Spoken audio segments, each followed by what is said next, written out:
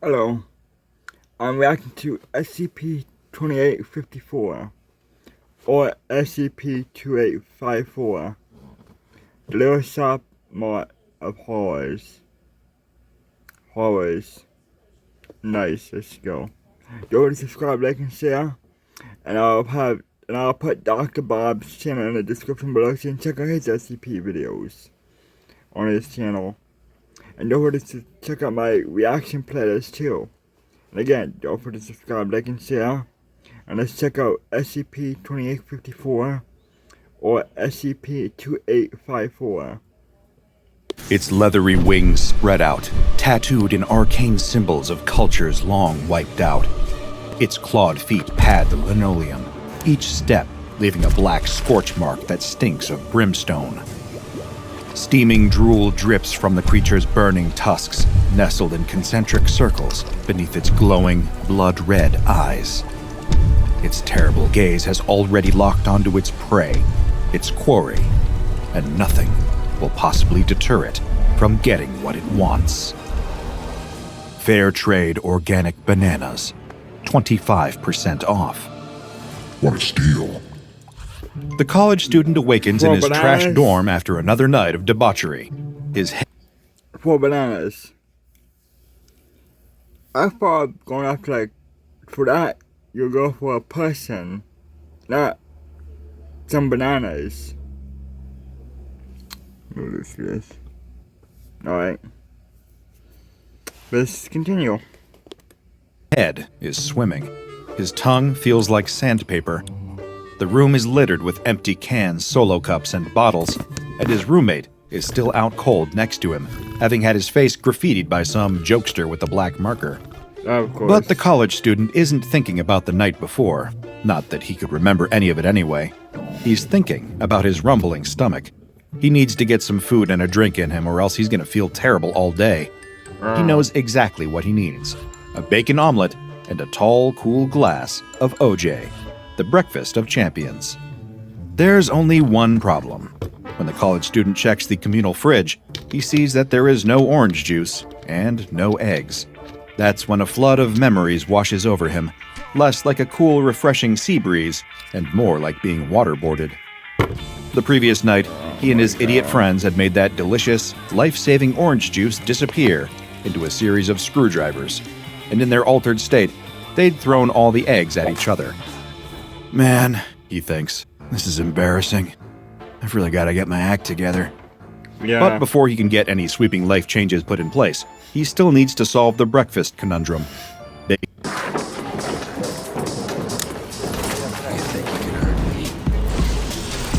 Bacon omelet and a tall glass of OJ or bust. He throws on a light jacket, puts on his shoes, makes sure his roommate is lying on his side just to be safe, and heads out into town. That's where he'll find the means to make his breakfast dreams a reality. Good. On his omelet odyssey, the college student passes a few of the local boutique cafes. They probably have what he needs, but on a student's budget, especially considering the money he probably blew on the previous night's rager. He thinks it's more economical to just buy the ingredients and make the breakfast himself. His mom and dad had always told him that college was about building life skills, after all. But that's when a second problem presents itself. For some reason, every grocery store or supermarket he passes seems to be closed. What gives? Is it some kind of national holiday that had somehow slipped his mind? As his hungover head pounds like someone installed a tiny construction worker with a pneumatic drill inside his brain, the hopelessness of this whole situation is beginning to dawn on him. Is he doomed to an omelet-free hell of his own making, just for the crime of wanting to have fun on a Saturday night? Life can be so cruel sometimes. But in the college student's lowest moment, a glimmer of hope presents itself. It seems he's absent-mindedly wandered off the beaten track, far closer to the edge of town than he'd intended to go. And while he's there, he spots what could be his salvation. But before we go any further, I have a question for you. Does something feel wrong with you? Is something interfering with your happiness or preventing you from achieving your goals? Regardless if you have a clinical mental health issue like depression or anxiety, or if you're just a human who lives in this world who's going through a hard time, therapy can give you tools to approach your life in a very different way. And that's why I'm excited to tell you about today's sponsor, BetterHelp. BetterHelp's mission is to make therapy more affordable and more accessible, and this is an important mission because finding a therapist can be really hard, especially when you're limited to the options in your area. BetterHelp is a platform that makes finding a therapist easier because it's online, it's remote, and by filling out a few questions, BetterHelp can match you to a professional therapist in as little as a few days. It's easy to sign up and get matched with a therapist. There's a link in my description. It's betterhelp.com/Dr. Bob. Clicking that link helps support this channel, but it also gets you 10% off your first month of BetterHelp, so you can connect with the therapist and see if it helps you. And because finding a therapist is a little like dating, if you don't really fit with that therapist, which is a common thing with therapy, you can easily switch to a new therapist at no additional cost, without stressing about insurance, who's in your network, or anything like that. So if you're struggling, consider online therapy with BetterHelp. Click the link in the description or visit betterhelp.com/Dr. Bob. Thank you again, BetterHelp, for supporting this channel. And now, back to our hungover college student. Alright, let's It looks like a store, an honest-to-goodness supermarket, with the sign above the entrance reading, Babylon's. With a newly formed spring in his step, the college student makes a beeline. He can taste that hearty omelet and dose of vitamin C already. Once inside, the college student wastes no time looking for his eggs and OJ. Nothing about the store seems particularly strange until he ends up face to face with one of the people working there. Typically, he's used to seeing people his age or even younger working as store assistants. The man he's staring at has got to be in his mid-40s, and despite his somewhat dweeby uniform, he's one of the most intimidating people the college student has ever seen. His large, muscular arms bulge out of the baby blue uniform shirt, covered in what looks like intimidating gang tats. The man's head is completely shaved, with a long scar underneath one eye and a series of teardrop tattoos under the other. The college student can't help but think, holy hell, have they started hiring death row inmates here? Strangely, this incredibly scary man looks more nervous to see the college student in here. Like having a customer in the store was a scenario they somehow hadn't covered in the employee training manual. The college student politely insists that he won't need any help. He's just here for eggs and a carton of orange juice. As he walks further into the store, the college student can't help but realize that the strange man isn't an outlier. Anytime he sees an employee of the store, they're a large, beefy man covered in tattoos who looks like he should be doing 25 to life in San Quentin. He's wondering if maybe the store is getting a tax break for hiring ex-cons when he sees something strange down the aisle in front of him, loitering in the refrigerated section. It's mist, but not the kind of dispersed mist you see out in the world. It's more like a solid column of mist. If the college student didn't know any better, he might have even thought that the column of mist was oddly humanoid. But he blinks and the mist is gone. So maybe it was just some strange product of his hungover imagination. He thinks, man, I hope I didn't party so hard I gave myself brain damage. He continues his egg quest, undeterred by the strangeness that he's seen so far. But another problem seems to be presenting itself. All of the products here are a little strange and unfamiliar. Without even trying, he's somehow found himself in the candy section, and despite having a youthful sweet tooth, he doesn't recognize any of the brands around him. One that catches his eye is a ghost-shaped candy labeled Candied Souls, which he thinks to be a strangely morbid name. He gives the candy a light squish to see if it's gummy or a hard candy, but when he does, it lets out an almost imperceptible ghostly wail. The noise is still enough to shock the college student into dropping it.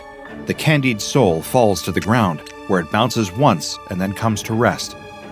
He looks up to the section on the shelf he picked it up from, and to his astonishment, a new one appears to replace the other one, right before his eyes. It just materializes out of thin air. Impossible.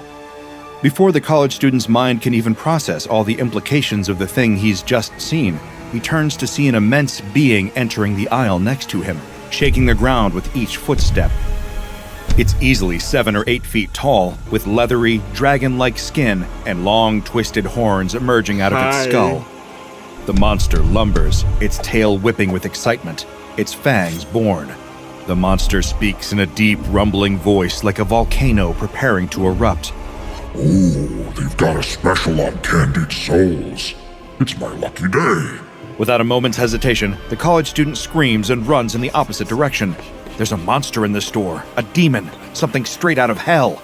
And even though the demon doesn't seem to be behaving aggressively, in fact, it's downright confused as to why the college student decided to scream and run, the college student is racked with mortal fear. Screw the orange juice, screw the omelet, he needs to get out of here before he's turned into breakfast. In fear's grasp, he isn't thinking logically, he's just running around the store in incoherent terror, trying not to be caught by beings that aren't even chasing him. Strangely, he does notice out of the corner of his eye that the staff aren't freaking out. They're acting like the freakish creature in the store is perfectly normal, just another run-of-the-mill customer. This place is clearly completely insane. On the way to the exit, the college student finds himself frozen at the front windows, staring out at the madness occurring in the parking lot. A series of cars have pulled up on the asphalt as the doors of the cars open, and a menagerie of nightmarish impossibilities pour out. Gooey insectoid beasts with a horrifying number of legs. Long, coiling snake-like entities covered in thorns. Beasts made entirely of blood-colored slime. Winged horrors covered in eyes. So many things beyond description. The college... Well, that'd be one, horrifyingly terrifying, and second, I would just get my phone recorded. There you go. It's basically like a lifetime thing. You're basically not going to ever see again. If you don't want to come back here to this place again. But yeah, I record and shit. Look what I've been at. Look at the weird stuff I've seen at this store. Student's mind can barely process what he's seeing. While he's got hell amassing in front of him, the college student has no idea that heaven is getting closer and closer behind. He feels a strange warmth, unlike anything he's ever experienced, spreading across his back. A voice that seems to speak straight to his soul says, "Excuse me." When the college student sees the creature standing behind him, his eyes begin to water in pure reverence. It's a being torn out of the most ancient scriptures, almost impossible for the brain to comprehend. A series of spinning golden rings, covered in eyes of every color, wreathed in fire, and topped by a number of floating crowns. Behind it, 6 wings as pure and white as untouched snow, beat magnificently. Any thought of eggs or orange juice is wiped from the college student's mind by the mere sight of it before him. "Be not afraid," the angelic creature says. "I was just wondering if you knew where I can find some toilet paper in here." The college student isn't interested in telling the impossible creature where it can find the toilet paper. He just wants to get out of this store. He just wants to survive. If he gets out of here alive, he swears he'll never party again. In a moment of lucidity, he sees the exit and runs for it, knowing this might be his only chance to survive the morning.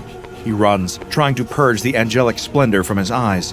When his feet hit the blacktop outside, he knows he's got a chance, even if the parking lot is full of demons and heavenly beings. But he doesn't expect to see a number of black tactical vehicles screech into the parking lot as men in suits and sunglasses pour out of the vehicles. They don't seem like they're here to help. They seem like they're here to get him. The college student does his best to frantically explain himself. "Wait, please, I just wanted some eggs and OJ! I just wanted some eggs and OJ!" But his protests are cut off when one of the men gets him in a headlock and forces a rag covered in chloroform over his face. Darkness falls. When the college student wakes up, he's in his dorm room again, surrounded by the same trash and the same graffitied sleeping roommate. He has no memories of the events that transpired before. All he knows is that he's hungry and thirsty. He drags himself up off the ground, head pounding, and schleps his way over to the fridge. An omelet and a glass of orange juice sound good right about now. And lucky for him, when he opens his fridge, a carton of eggs and a carton of orange juice are both waiting for him, though he's not sure why he bought the OJ with pulp. This is hardly a normal retail experience, unless you find yourself shopping at SCP-2854, also codenamed the Little Shop Mart of Horrors, though it's best known to its customers as Babylons. To the untrained eye, it appears to be an abandoned supermarket located 3 kilometers from Foundation Containment Site 118, but to those with the proper clearances, it's known to be a bizarre menagerie of anomalous phenomena. During the anomalous supermarket's business hours, cars will appear in the parking lot, delivering instances of the entities known as SCP-2854-1. These entities can manifest in a variety of forms, some of which we still haven't received full documentation on, but here are some of the primary documented forms. First, the incorporeal forms. One of them is a form with visible eyes wrapped in long lengths of intangible chains. The others are mist-like creatures with no discernible facial features.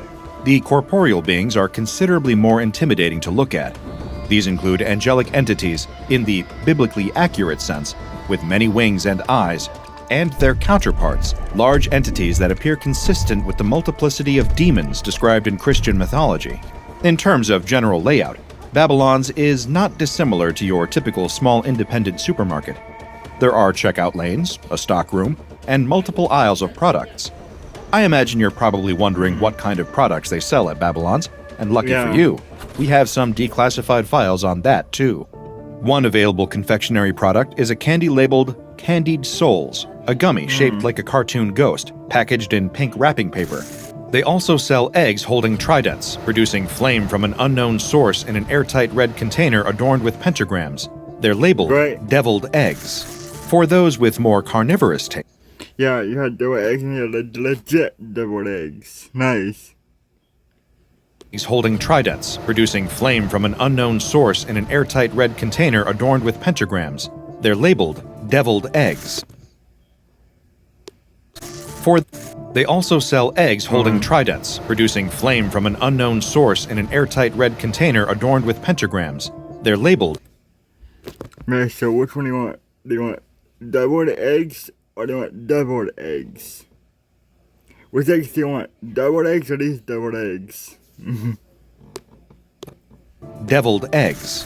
For those with more carnivorous tastes, there are hot dogs with 3 separate cylindrical-shaped heads that each bark independently. Yeah, no, I like hot dogs, but I don't. No. What kind of hot dogs are these? Like, no, these are like demon dogs. Hot demon dogs. Each other, wrapped in a plastic container labeled Demon Dogs. Yep, I legit call it, yeah, yep, they're demon dogs. And of course, there is green-colored bread in the shape of humanoid entities undergoing an advanced state of decomposition, wrapped in a plastic container labeled Unbread. Very cute, I'm sure you'll agree. When the products are removed from the shelves, they will regenerate automatically, with the speed of their regeneration depending on the level of demand for the product in the store. The longest interval for regeneration is 30 minutes. The shortest is 1 second. Where the products come from is still a mystery. The currency that the SCP-2854-1 entities pay for the products with is also unidentified. It's paper currency written in an unknown script with a picture of a gnome on it. Once the products have been purchased, the entities will return to their card and demanifest. A perfectly reasonable transaction, in a manner of speaking. The Foundation was doing an admirable job keeping this anomaly contained, but like many small businesses, Babylon soon found its clientele being poached by the local Walmart.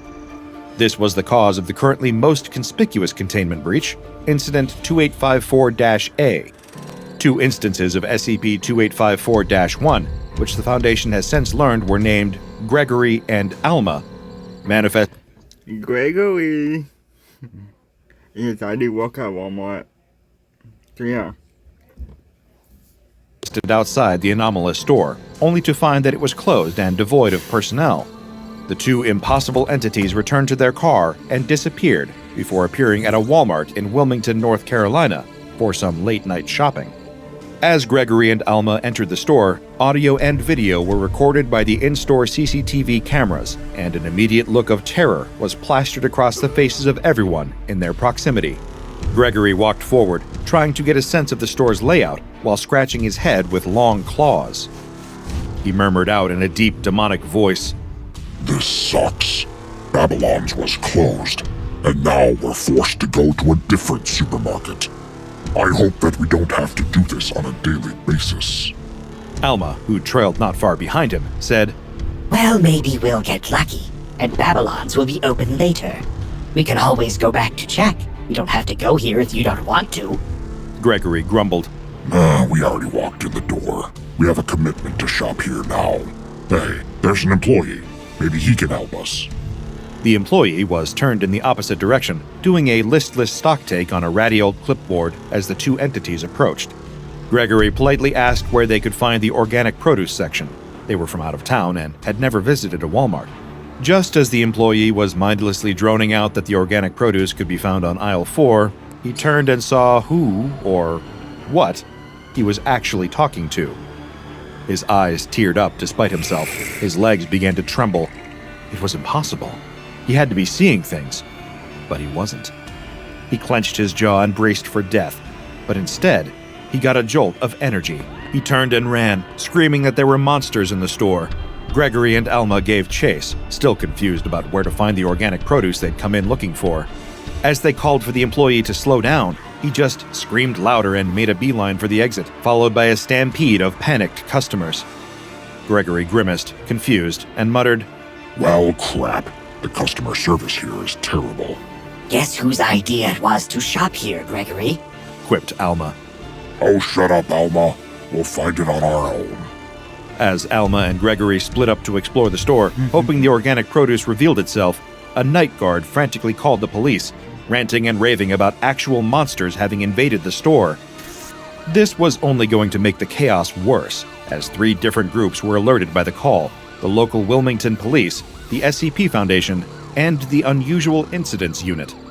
For those not aware, the Unusual Incidents Unit is one of the more obscure and ineffectual groups of interest that the SCP Foundation occasionally both collaborates and clashes with. They're the anomalous department of the FBI, investigating cases of an unusual nature. They're highly understaffed, underfunded, and under-equipped compared to the SCP Foundation. Many patients want whiter, brighter teeth. But for patients with sensitivity Foundation, and even the Global Occult Coalition, most of the time they inconvenience the Foundation by getting under their feet during important investigations. This was yet another one of these instances. Soon enough, a blockade of UIU agents and standard, non-anomalous police were marshaled around the Walmart, yelling over a loudspeaker for Gregory and Alma to come out and surrender. Naturally, this made them start bickering again. Guess our shopping trip attracted more attention than we thought. What was your first clue? The panicking customers? Maybe the cashier that thought we were psychos? Wow, how could you possibly figure that out, Gregory? You must be a genius or something. Oh, just shut up, Alma. That attitude of yours is getting on my last goddamn nerve. Let's just go, okay? They're not going to let us leave peacefully anyway. Gregory and Alma exited Walmart, at which point they were mobbed and apprehended by the UIU agents, at which point the SCP Foundation arrived to take over the situation. They contained Gregory and Alma harmlessly in Type 3 spectral mutagen allocators. Everyone in attendance was amnesticized and then released, all no thanks to the UIU. Since Incident 2854-A was documented, the Foundation has classified SCP-2854 as Euclid and modified its containment procedures accordingly. The Foundation purchased the land on which the seemingly abandoned store is located and erected a 2-meter-tall chain-link fence around the perimeter. The store is staffed by a rotating collection of D-Class and undercover Foundation agents, who are to remain up to date on the placement of products within the store so as to better assist the SCP-2854-1 instances. Satisfied customers are less likely to shop elsewhere, after all. The embedded personnel take an active role in the containment of SCP-2854-1 instances within a 5-mile radius of SCP-2854. Anyone who requests a transfer will be given a complimentary course of Class A amnestics to ensure that they won't carry any of the memories to their next assignment. I imagine most people working in retail wish that their employers had similar procedures. As a regular patron of my own local corner store, I can confirm that trying to find reasonable prices these days is its own special circle in the inferno. But as long as we don't find ourselves wandering the aisles of Babylons, then perhaps we could all be doing a lot worse. Check out the Dr. Bob Patreon and become a junior researcher today. Now go and watch another entry from the files of Dr. Bob, like SCP-4703, the Anomalous Superstore, perfectly legal. Ah, nice. But yeah, let me go in the center of the screen. Yeah, I don't mind going to that store. Very nice video idea. No, but believe me, until I have videos of that dang place. Look where I'm at, SCP. I'm at the SCP location. I'm at the store. But anyway, don't forget to subscribe, like, and share. And bye for now. I'll see you guys next time. Bye.